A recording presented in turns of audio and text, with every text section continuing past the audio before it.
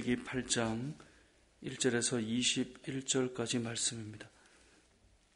우리가 레위기 1장에서 7장까지는 5대 제사에 대해서 하나님께서 아주 상세하게 알려주시는 내용이었습니다. 그리고 이제 오늘 본문은 그 제사를 집례할 제사장 위임식을 거행할 수 있도록 준비해 가십니다. 그래서 2절을 보니까 제사장 위임식을 위한 제사장의 의복과 기름과 제사를 드릴 때 드릴 제물과 그들이 먹을 떡을 준비한 다음에 3절에 보니까 온 회중을 회막에 모이도록 명령을 하십니다. 제사장이 위임식을 하는데 온 회중을 다 부르시는 이유가 무엇일까요? 3절에 온 회중을 회막문에 모으라. 그리고 4절에 보니까 모세가 여호와께서 명령하신 대로 회중이 회막문에 모였다. 그렇게 말씀하고 있죠. 왜 회중을 다 모이도록 했을까요? 제사장 위임식이 나와 무슨 상관이 있냐? 이렇게 생각할 수 있지만 제사장과 온 회중은 관련이 있기 때문에 이렇게 모이도록 하셨던 것입니다. 백성들이 하나님께 나아갈 수 있도록 제사장은 중보의 역할을 했고 백성들을 위해 기도하고 백성들을 위해 축복하고 백성들이 하나님의 복을 받는 길을 안내하는 사람이 제사장이었습니다. 그렇기 때문에 제사장의 이 세워지는 위임식은 이스라엘 백성들에게는 결코 남 이야기가 아닌 거죠. 자기와 너무나 밀접하게 연결되어 있는 그 중보자가 지금 세워지는 시간이기 때문에 이들을 다 모이도록 했다라는 것입니다. 그래서 이스라엘 백성들과 제사장이 얼마나 밀접한 관계에 있는가, 이것을 온 회중을 부르는 것과 그 내용을 통해 알 수 있는 것이죠. 자, 그렇게 제사장을 부른 다음에 제사장 위임식을 위해서 제일 먼저 무엇을 합니까? 4절 이하에 보면 4절이 아니죠. 6절 이하에 보면 모세가 아론과 그의 아들들을 데려다가 물로 그들을 씻기는 정결 예식을 시작합니다. 그러니까 제사장을 세울 때, 직분자를 세울 때 성경을 보면 항상 먼저 하는 것이 있습니다. 정결 예식을 가장 먼저 행합니다. 그러니까 하나님 앞에 쓰임받는 자들에게 가장 첫 출발은 깨끗함입니다. 그러니까 깨끗함이 없는데 뭔가 능력을 가지고 쓰임받는다? 성경은 결코 그렇게 말하지 않습니다.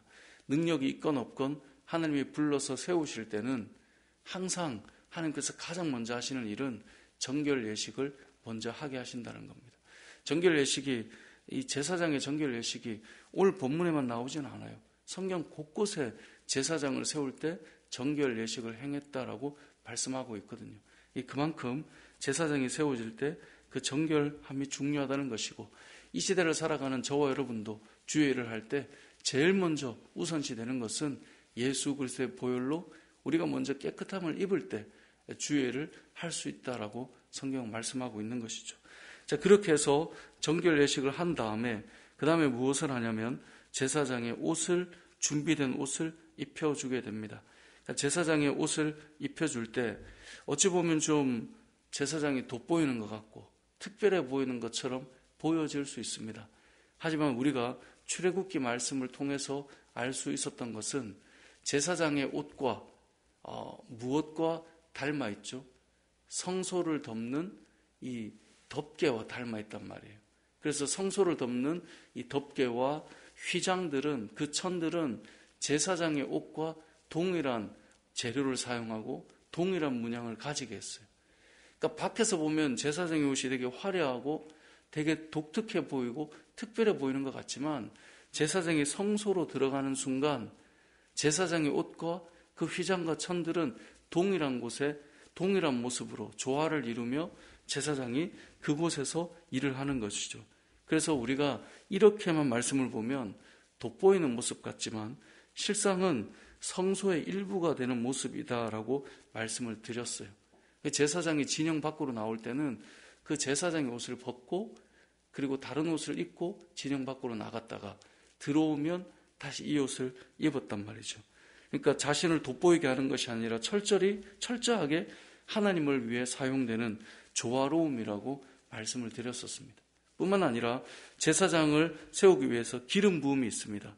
근데 제사장을 기름 부음은 제사장만 있는 것이 아니라 10절에 보면 모세가 관유를 가져다가 성막과 그 안에 있는 모든 것에 발라 거룩하게 합니다. 그러니까 성막과 그 안에 있는 모든 것에 기름을 발라요. 그래서 11절에 보면 또 제단에 7번 기름을 뿌리고 또 그 제단과 그 모든 기구와 물두멍과 그 받침에 기름을 발라 거룩하게 하고 그 다음에 12절에 보면 관유를 아론의 머리 위에 부었어요. 그러니까 사실 이 제사장의 기름 부음도 제사장만의 어떤 독특한 모습 같지만 성소에 있는 성막에 있는 모든 것에 기름을 부을 때 제사장도 같이 부어지는 거예요. 그러니까 제사장은 철저하게 하나님 앞에 도구로 쓰임받는 기름 부어지는 시간이라는 것을 이 제사장 위임식을 통해 알 수 있는 것입니다. 제사장을 이 세우는 일을 잘 생각해 보면 제사장이라고 하는 사람이 두각을 나타내는 것이 아니라 제사장은 성소에서 성막에서 또 이 회막 안에서 얼마나 하나님의 모든 일에 자신이 드러나지 않고 조화롭게 주의를 사용하는 도구가 되는 것인가를 보여주는 것이 이 위임식에 담겨 있는 의미입니다. 성막에 들어갔을 때도 사실 제사장의 옷과 휘장과 너무나 닮아 있기 때문에 그 안에서 제사장이 아주 조화롭게 움직이며 주님의 도구가 되어 있는 것이고, 기름을 뿌려 놓은 것 역시 모든 성막의 도구들처럼 제사장도 기름을 부어 놓아서 그 안에 도구처럼 사용되고 있다라는 것이죠. 그렇게 하나님께 온전히 사용되는 도구가 될 때 백성들을 위해 온전히 이들이 축복하고 또 사용되는 도구로 섬기는 자들이 된다라는 것을 보여주고 있는 것입니다. 그리고 오늘 본문을 통해 제사장의 위임식은 무엇을 보여주는 것일까요? 하나님의 온전한 도구로 사용될 제사장이다라고 하는 그림이 그려져야 되는 것입니다.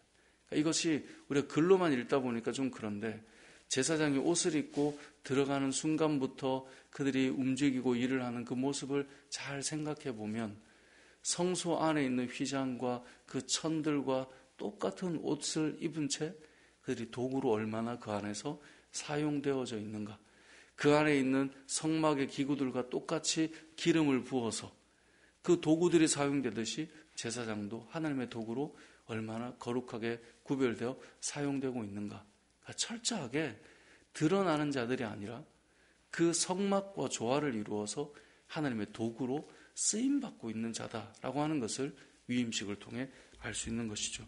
이것은 이 시대를 살아가는 우리 그리스도인들에게도 동일한 의미를 주는 것입니다. 왕같은 제사장으로 살아가는 저와 여러분들은 예수 그리스도로 옷 입은 자라고 말합니다. 그 말은 다양한 성도들의 모습 같지만 우리는 다 그리스도인으로서의 옷을 입고 살아갑니다.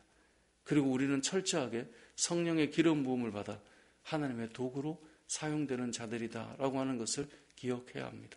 저와 여러분들은 하나님께서 예수 그리스도의 보혈로 하나님의 자녀로 이 사신 이후에, 하나님의 자녀 삼으신 이후에 이제는 왕같은 제사장으로 부르셔서 철저하게 우리의 모습들을 통해 밖에서 보면 뭔가 독특해 보이고 특별해 보일 수 있지만 실상은 하나님 안에서 하나님의 영광을 드러내는 하나님의 도구로 사용되는 자들이다라는 사실을 기억하시고 오늘 하루도 하나님의 영광을 위해 저와 여러분이 믿음으로 살아가는 은혜가 있으시길 주님의 이름으로 축복합니다.